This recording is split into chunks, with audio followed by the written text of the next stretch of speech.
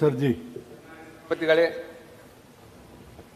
ವೀರಶೈವ ಲಿಂಗಾಯತ ಸಮಾಜವನ್ನು 2A ಮೀಸಲಾತಿಗಾಗಿ ಹಾಗೂ ಕೇಂದ್ರದ ಮೀಸಲಾತಿ OBC ಪಟ್ಟಿಯಲ್ಲಿ ಸೇರಿಸಲು ಒತ್ತಾಯಿಸಿ ಹೋರಾಟ ಮಾಡುತ್ತಿರುವ ಸಂದರ್ಭವನ್ನು ಕುರಿತು ಶೂನ್ಯ ವೇಳೆ ಸರ್ಕಾರದ ಗಮನ ಸೆಳೆಯಲಿಕ್ಕೆ ಬಯಸ್ತಾ ಇದ್ದೇನೆ. ವೀರಶೈವ ಲಿಂಗಾಯತ ಪಂಚಮಸಾಲಿ ಸಮಾಜವನ್ನು 2A ಮೀಸಲಾತಿಗೆ ಒತ್ತಾಯಿಸಿ ಪೂಜ್ಯರಾದ ಜಗದ್ಗುರು ಶ್ರೀ ಬಸವಜಯ ಮೃತ್ಯುಂಜಯ ಸ್ವಾಮೀಜಿ ನೇತೃತ್ವದಲ್ಲಿ ಶಾಂತಿಯುತ ಪ್ರತಿಭಟನೆ ನಡೆಸುತ್ತಿದ್ದ ಸಂದರ್ಭದಲ್ಲಿ ಪಂಚಮಸಾಲಿ ಹೋರಾಟಗಾರರ ಮೇಲೆ ರಾಜ್ಯ ಸರ್ಕಾರವು ದಿನಾಂಕ 10/12/2024 ಲಾಠಿ ಚಾರ್ಜ್ ನಡೆಸಿ ಹೋರಾಟವನ್ನು ಹತ್ತಿಕ್ಕುವ ಕೆಲಸವನ್ನು ಮಾಡುವುದರ ಜೊತೆಗೆ ಅಮಾನವೀಯವಾಗಿ ವರ್ತಿಸುತ್ತಿರುವುದನ್ನು ಸಮಾಜವು ತೀವ್ರವಾಗಿ ಖಂಡಿಸುತ್ತದೆ. ಪೂಜ್ಯ ಸ್ವಾಮೀಜಿಗಳ ನೇತೃತ್ವದಲ್ಲಿ ಶಾಂತಿಯುತ ಪ್ರತಿಭಟನೆ ನಡೆಯುತ್ತಿತ್ತು. ಆಗ ನಡೆಸಿದ ಲಾಠಿ ಚಾರ್ಜ್ನಿಂದ ಹೋರಾಟದಲ್ಲಿ ಪಾಲ್ಗೊಂಡಿದ್ದ ನೂರಾರು ಜನ ಲಿಂಗಾಯತ ಸಮುದಾಯಕ್ಕೆ ಸೇರಿದ ಪಂಚಮಸಾಲಿ ರೈತರು, ವಕೀಲರು, ಮಹಿಳೆಯರು, ಯುವಕರು ಸೇರಿದಂತೆ ಹಲವಾರು ಜನರ ತಲೆಗೆ ಏಟಾಗಿದ್ದು ಕೈ ಕಾಲು ಮುರಿದುಕೊಂಡು ಗಾಯಗೊಂಡಿದ್ದಾರೆ. ಈ ರಾಜ್ಯ ಸರ್ಕಾರದ್ದು ಸರ್ವಾಧಿಕಾರಿ ಧೋರಣೆಯಾಗಿದೆ, ಪ್ರಜಾಪ್ರಭುತ್ವ ವಿರೋಧಿ ನಡೆಯಾಗಿದೆ. ಗಾಯಗೊಂಡ ಹೋರಾಟಗಾರರನ್ನು ಕನಿಷ್ಠ ಸೌಜನ್ಯದಿಂದ ಅವರ ಆರೋಗ್ಯ ಸಹಿತ ವಿಚಾರಿಸದೆ ಇರುವುದು ಅವಮಾನವೀಯ ಮತ್ತು ಖಂಡನೀಯವಾಗಿದೆ. ಪಂಚಮಸಾಲಿ ಸಮುದಾಯದ ಬೇಡಿಕೆ ಇವತ್ತು ನಿನ್ನೆಯದಲ್ಲ. ಕಳೆದ 32 ವರ್ಷಗಳಿಂದ ಹೋರಾಟ ನಡೆಸುತ್ತಾ ಬಂದಿರುವುದನ್ನು ಗಮನಿಸಬೇಕಾದ ಅಂಶವಾಗಿದೆ. 2A ಮೀಸಲಾತಿ ಸಂಬಂಧ ಈ ಸರ್ಕಾರ ಬಂದ ಆರಂಭದಿಂದ ಅವರ ಬೇಡಿಕೆಗಳನ್ನು ಪುನರುಚ್ಚಾರ ಮಾಡುತ್ತಾ ಬಂದಿದ್ದಾರೆ. 2A ಮೀಸಲಾತಿ ಬಗ್ಗೆಯೂ ಸರಿಯಾಗಿ ಸ್ಪಂದಿಸದೆ ಹೋರಾಟದ ಅನಿವಾರ್ಯತೆಯನ್ನು ಸೃಷ್ಟಿ ಮಾಡಿದ್ದೇ ಆಳುವ ಕಾಂಗ್ರೆಸ್ ಸರ್ಕಾರ. ಸಾಮಾಜಿಕ ನ್ಯಾಯದಡಿ ವೀರಶೈವ ಲಿಂಗಾಯತ ಪಂಚಮಸಾಲಿ ಸಮಾಜಕ್ಕೆ ಮೀಸಲಾತಿ ನ್ಯಾಯ ಕೊಡುವ ಕೆಲಸ ಮಾಡುವುದನ್ನು ಬಿಟ್ಟು ಲಾಠಿ ಚಾರ್ಜ್ ಮಾಡಿರುವುದು ಸರಿಯಲ್ಲ. ಈ ಘಟನೆ ಸಂಬಂಧಿಸಿದಂತೆ ಹಾಲಿ ನ್ಯಾಯಾಧೀಶರ ನೇತೃತ್ವದಲ್ಲಿ ನ್ಯಾಯಾಂಗ ತನಿಖೆ ಮಾಡಬೇಕು ಹಾಗೂ ವೀರಶೈವ ಲಿಂಗಾಯತ ಪಂಚಮಸಾಲಿ ಹೋರಾಟಗಾರರ ವಿರುದ್ಧ ಹೂಡಲಾದ FIRಗಳನ್ನು ರದ್ದುಗೊಳಿಸಬೇಕು. ಬಂಧಿಸಿದವರನ್ನು ಈ ಕೂಡಲೇ ಬಿಡುಗಡೆಗೊಳಿಸಬೇಕು ಹಾಗೂ ಸಮಾಜಕ್ಕೆ ಕೂಡಲೇ ಪ್ರವರ್ಗ 2A ಮೀಸಲಾತಿ ನೀಡಿ ಹಾಗೂ ಕೇಂದ್ರದ OBC ಪಟ್ಟಿಯಲ್ಲಿ ಸೇರ್ಪಡೆ ಮಾಡಲಿಕ್ಕೆ ಶಿಫಾರಸು ಮಾಡಿ ಗೌರವಿಸಬೇಕೆಂದು ಮತ್ತು ತಪ್ಪಿತಸ್ಥರ ವಿರುದ್ಧ ಸೂಕ್ತ ಕಾನೂನು ಕ್ರಮ ಜರುಗಿಸಬೇಕೆಂದು ಸದನದ ಶೂನ್ಯ ವೇಳೆಯಲ್ಲಿ ರಾಜ್ಯ ಸರ್ಕಾರವನ್ನು ಒತ್ತಾಯಿಸುತ್ತೇನೆ. ಸನ್ಮಾನ್ಯ ಸಭಾಪತಿಗಳ ಇದಕ್ಕೆ ಉತ್ತರವನ್ನು ಮುಖ್ಯಮಂತ್ರಿಗಳ ಹೋಮ್ ಮಿನಿಸ್ಟರ್ ಸಭಾಪತಿಗಳು ಈ ವಿಷಯ ಕುರಿತು ಎಲ್ಲರಿಗೂ ಮಾತಾಡಕ್ಕೆ ಕೊಡ್ತೀನಿ ಕೂಡಿ ಅವಕಾಶ ಕೊಡಿ ಸರ್. ಇದು ಬಹಳ ಮಹತ್ವದ ವಿಷಯ ಆಗಿದೆ. ಇವತ್ತು ಎಲ್ಲ ರಾಜ್ಯ ತುಂಬಾ ನಾ ಏನ್ ಹೇಳಿ ನಿಮಗ ಬಿಗಿನಿಂಗ್ ಇದ್ದಾಗ ನಾ ಏನ್ ಹೇಳಿನಿ ಅದನ್ನ ಕೊಡ್ತೀನಿ ಅಂತ ಹೇಳಿದ್ನಿಲ್ಲ. ಕುತ್ಕೊಳ್ಳಿ, ಕೇಳುವಂಗಿಲ್ಲ. ಮಾನ್ಯ ಸಭಾಪತಿಗಳೇ, ಪಂಚಮಶಾಲಿ ಸಮುದಾಯ 2A ಸರ್ ಮಾತಾಡಿದ ಮೇಲೆ ಕೊಡ್ಲಿಕ್ಕೆ ಅವಕಾಶ ಮಾಡಿಕೊಡಿ ಸರ್. ಒಮ್ಮೆ ಕೊಡ್ಲಿ ಬಿಡ್ರಿ, ಅವ್ರು ಉತ್ತರ ಹೇಳಿ. ನೀವೇನು ಮಾತಾಡ್ತೀರಿ? ಕೊಟ್ಟಿರಿ, ನೀವೇನು ನೋಟಿಸ್ ಕೊಟ್ಟಿರಿ? ಏನು ಮೀಸಲಾತಿ ಕೊಡ್ರಿ ನೋಡಿ. ಒಂದು ನಿಮಿಷ ಕೇಳಿ. ಇಲ್ಲೊಂದು ನೇಮ ಐತಿಲ್ಲ, ಈಗ ಹೇಳಿ ಅವ್ರು ಹೇಳ್ತಾರ, ಆಮೇಲೆ ಕೇಳಕ್ ನಾ ಕೊಡ್ತೀನಿ ಕೇಳಕ್ಕೆ. 2A ಮೀಸಲಾತಿಗೆ ಸ್ವಲ್ಪ ಕೇಳ್ಕೊಂಬಿಡಿ. ಯಾಕೆ ಲಾಠಿ ಚಾರ್ಜ್ ಮಾಡುದು ಅನ್ನೋದನ್ನ ಹೇಳ್ಬೇಕಲ್ಲ.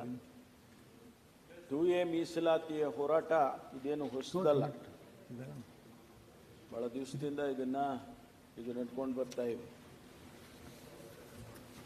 ಇಲ್ಲಿ ಅಧಿವೇಶನ, ಚಳಿಗಾಲದ ಅಧಿವೇಶನ ನಡೆಯುತ್ತೆ ಅಂತೇಳಿ ನೋಟಿಫಿಕೇಶನ್ ಆದಮೇಲೆ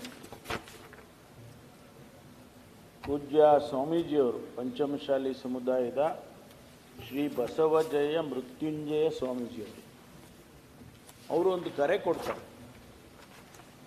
9ನೇ ತಾರೀಕು ಬೆಳಗಾವಿಯಲ್ಲಿ ಅಧಿವೇಶನ ಪ್ರಾರಂಭ ಆಗ್ತಾ ಇದೆ. ಇಡೀ ಸಮುದಾಯದವರು ಅಲ್ಲಿ ಬೆಳಗಾವಿಗೆ ಹೋಗಿ, ಅದರಲ್ಲೂ ವಿಶೇಷವಾಗಿ ಅವರು 5,000 ಟ್ರ್ಯಾಕ್ಟರ್ಗಳನ್ನು ತಗೊಂಡು ಬರಬೇಕು ಅಂತೇಳಿ ಅಲ್ಲಿಂದ ಬಂದು ಪ್ರತಿಭಟನೆ ಮಾಡಬೇಕು. ಅದು 2ನೇ ದಿವಸ ಪ್ರತಿಭಟನೆ ಮಾಡಬೇಕು ಅಂತ ಸ್ಪೆಸಿಫಿಕ್ ಆಗಿ ಹೇಳ್ತಾರೆ. ಅದನ್ನು ನಾವು ಸರ್ಕಾರ ಅದನ್ನು ಗಮನಿಸ್ತೇವೆ.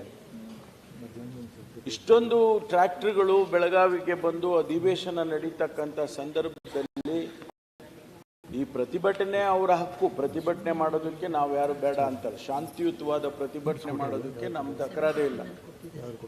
ಆದರೆ ಇಷ್ಟೊಂದು ಟ್ರ್ಯಾಕ್ಟರ್ಗಳು ಬಂದು ಟ್ರಾಫಿಕ್ ಜಾಮ್ ಮಾಡಿಕೊಂಡು ಮತ್ತು ಇಲ್ಲಿ ಜಾಗ ಇಲ್ಲಿ ಇದೆಲ್ಲ ಆಗೋದಿಲ್ಲ ಅಂತ ಹೇಳಿ ನಾವು ಕೆಳಗಿನ ಮನೆಯಲ್ಲಿ ಮೊದಲನೇ ದಿವಸ ಇದನ್ನು ಪ್ರಸ್ತಾಪ ಮಾಡಿದಾಗ ನಾನು ಹೇಳಿದೆ ಟ್ರ್ಯಾಕ್ಟರ್ಗಳನ್ನು ಬಿಡೋದಿಲ್ಲ,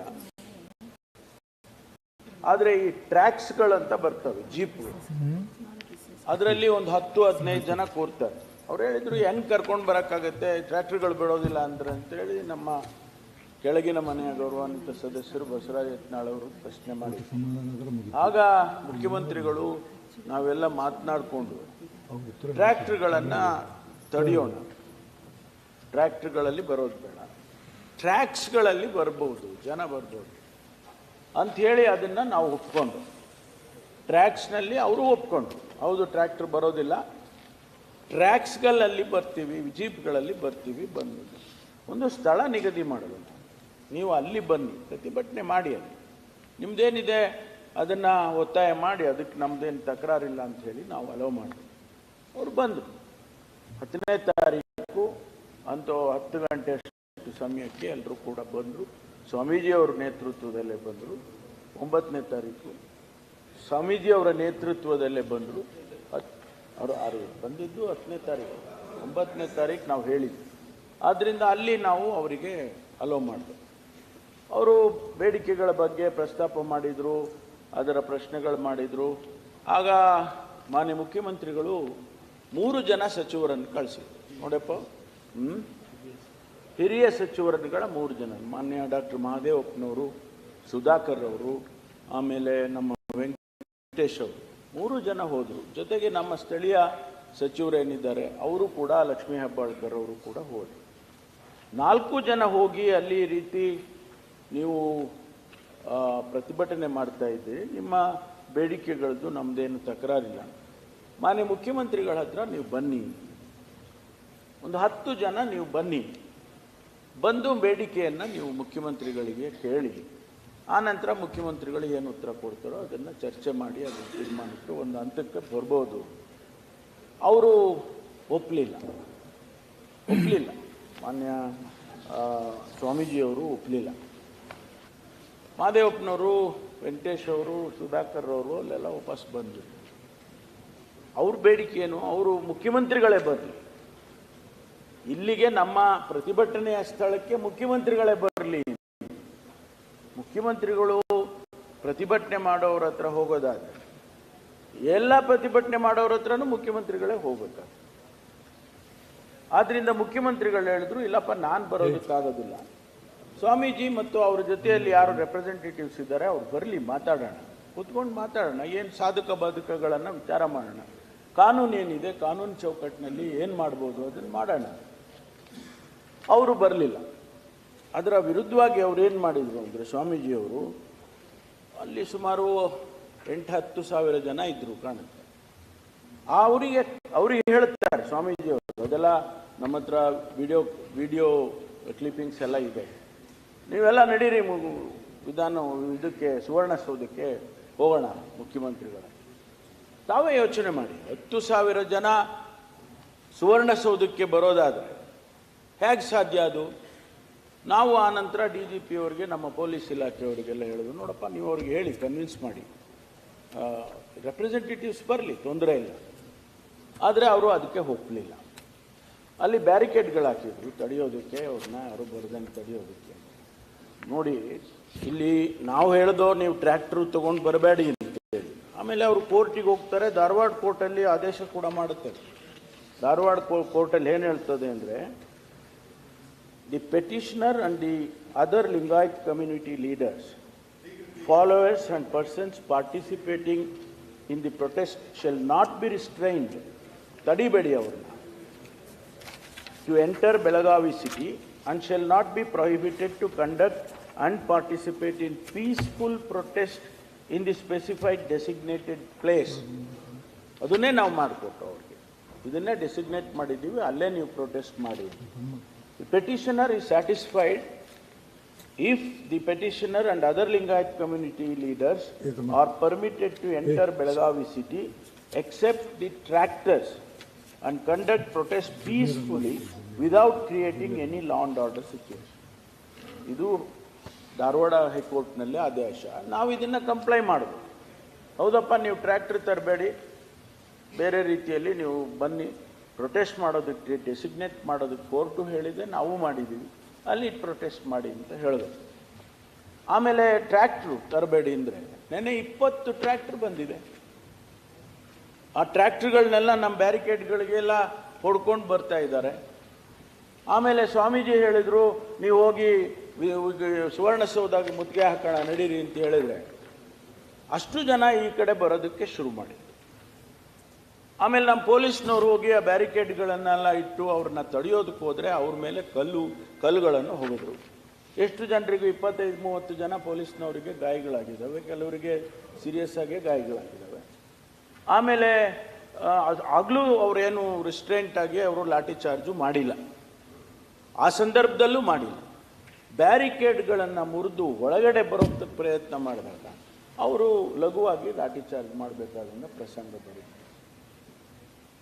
ಹಾಗಾದರೆ ಏನೂ ಮಾಡಬಾರ್ದು, 10,000 ಜನನೂ ಸುವರ್ಣಸೌಧದ ಒಳಗಡೆ ಬಿಡಬೇಕು.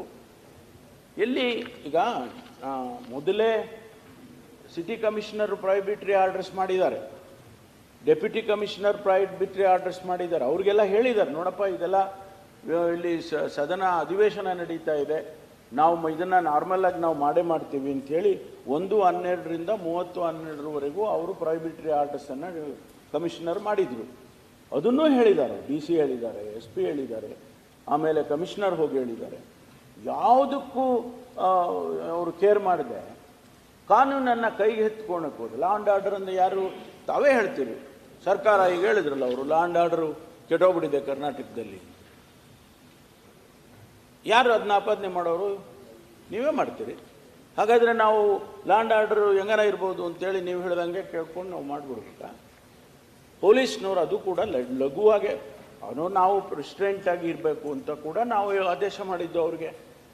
ಯಾವುದೇ ಅಹಿತಕರವಾದ ಘಟನೆ ಆಗಬಾರ್ದಪ್ಪ ಅಂಥೇಳಿ ನಾವು ಕೂಡ we also are a responsible government. ನಾವು ಯಾರೋ ಸುಮ್ಮನೆ ಅದಿಬಿದಿಲಿ ಹೋಗೋರಲ್ಲ. We are a responsible government, we are answerable to people of this state. ಅದು ಬಿಟ್ಟು ಇವರು ಸುವರ್ಣಸೌಧಕ್ಕೆ ನುಗ್ತೀವಿ ಅಂತ ಬಂದಾಗ ಏನು ಮಾಡ್ಬೇಕು ನೀವೇ ಹೇಳಿ. ಅವ್ರನ್ನ ಅಲೋ ಮಾಡಿಬಿಡ್ಬೇಕಾ, ಇಲ್ಲ ಅವ್ರನ್ನ ತಡಿಬೇಕಾ? ಹಾಗಾಗಿ ಒಂದು ಲಘು ಲಾಠಿ ಚಾರ್ಜ್ ಮಾಡಿದ್ದಾರೆ. ಅದನ್ನು ನಾನು ತಪ್ಪು ಅಂತ ಹೇಳೋದಕ್ಕೂ ಹೋಗಲ್ಲ, ಸರಿ ಅಂತ ಹೇಳೋದಿಲ್ಲ.